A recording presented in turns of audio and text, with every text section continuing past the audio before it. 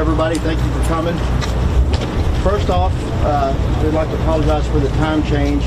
There's a vigil tonight at 7 o'clock, and out of respect for the victims and families in the community, we wanted to bump this press conference up an hour.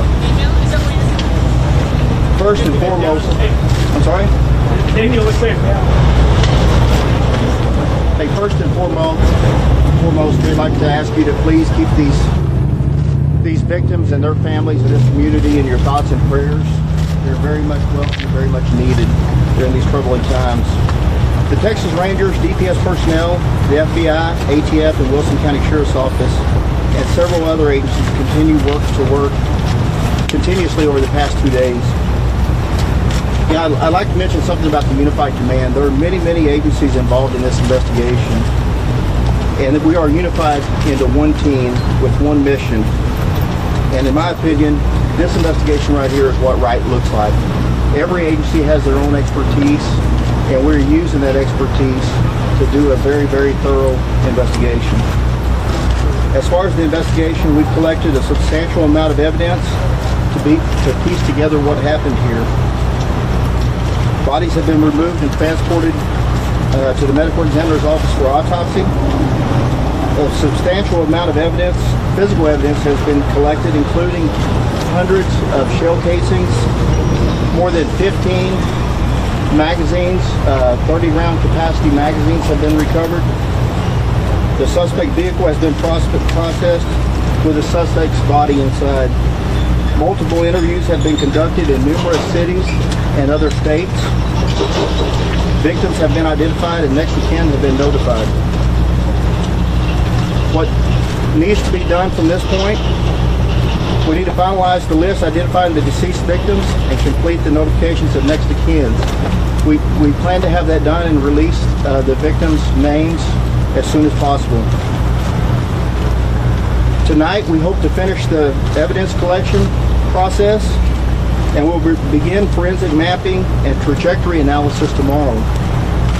What I can tell you is today, the autopsy was performed on the shooter, and if you notice, I use shooter instead of the suspect's name. We do not want to glorify him and what he's done. But the autopsy was conducted this morning, and what I can tell you is he sustained 3 gunshot wounds. 2 gunshot wounds were from the armed citizen. One of those was in the leg and the other one was in the torso. And he had a third gunshot wound, which the medical examiner described as being consistent with being self-inflicted. There's no change regarding the victims. We still have 4 in serious condition, 10 in critical condition, and the number of deceased has not changed. Texas DPS Victim Services continue working with the victims and their families through this horrible tragedy. And with that, I'd like to thank you all for coming. We'll entertain any questions. I believe the FBI Special Agent in charge has some brief comments. Chris Combs. Thanks, sir. Where was the third wound? Good afternoon.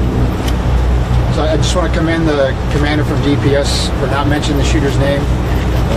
Certainly want to glorify what has happened there. There's a couple of campaigns out there. One is called Don't Name Them, where we don't talk about the shooter. We don't see his name out there in the press, so it doesn't encourage other people to do horrific acts like this. I can tell you that the scene in there is horrific, is not even a word to describe it. I certainly want to commend the first responders who went in there, fire, EMS, and the police department, and the FBI and the DPS Ranger evidence teams that are in there now taking care of this. I think that's an important part we should all always remember. I know there's a lot of questions about the FBI NICS system and how did the person get the weapons. I can tell you that for the 4 purchases that he made, the NICS system did their required checks, and there was no prohibitive information in the systems that we checked that say that he could not have purchased that firearm. There are 3 checks that are conducted. One is of NCIC, one is a criminal history check, and another one is an indices on the NICS system itself. So in all 3 of those databases, there was not information that we would have said was prohibitive for that man to get the firearm. Thank you very much. The question was, the third gunshot wound was to the head, the one that was self-inflicted. Is that a failure of the U.S. military to not hold you guys?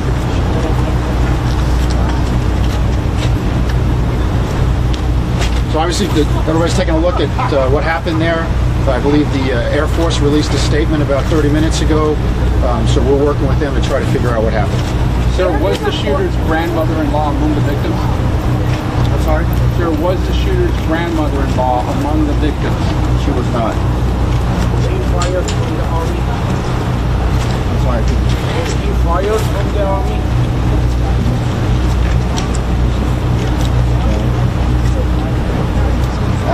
We know he was released from the Army, and we'd have to refer to the Air Force on that.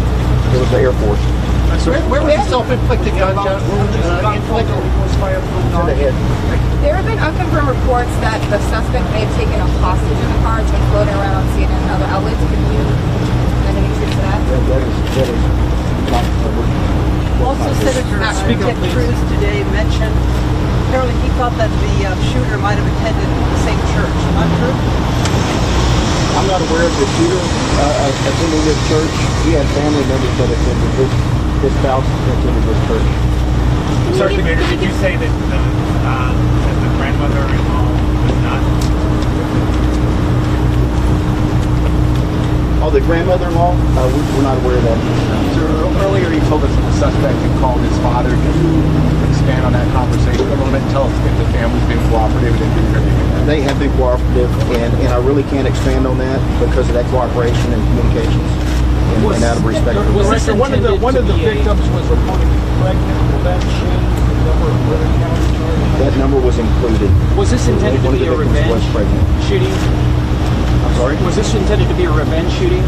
His in-laws that came to the church regularly? I can't comment further on that. Can you go more? We know there was conflict between the families, Yes, sir. and whether that was revenge or not, it would be speculation on my part. Did you say that the grandmother-in-law was not common? We're not aware if we're unaware if she's one of the victims. You are unaware. You can't say no for sure. I can't. Sir, can you speak to the messages that the shooter sent to his mother-in-law? I can't. The phones are being explored at this time, and I don't have that information. Last question. That if the crime was not racial, not religious motivated, if we say right now that he came to kill the mother-in-law?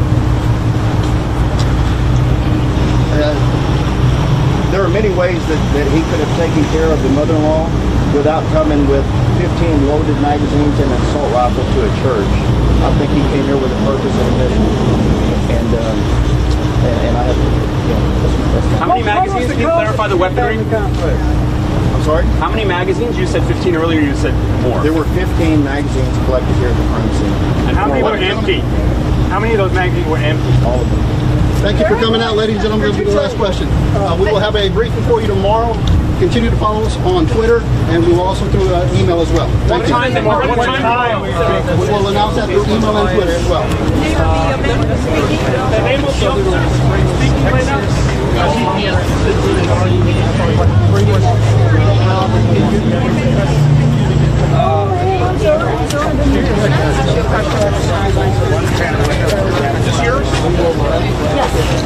I'm not done yet. No, I'm not done yet.